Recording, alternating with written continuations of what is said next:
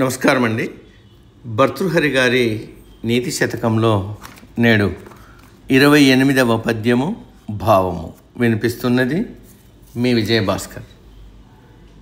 సింహశిశురపి నిపతతి మదమలిన కపోలభిత్తిషు గజేషు ప్రకృతిరియం సత్వః వతాం న ఖలు వయస్తేజసాం హేతు.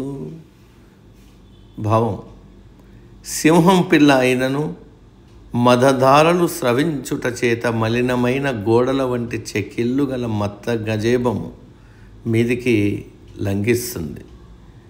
ఇది బలవంతుల స్వభావం, పరాక్రమవంతులకు వయస్సుతో నిమిత్తం లేదు అని దీని భావం. సమాప్తం. సర్వే జన సుఖినో భవంతు.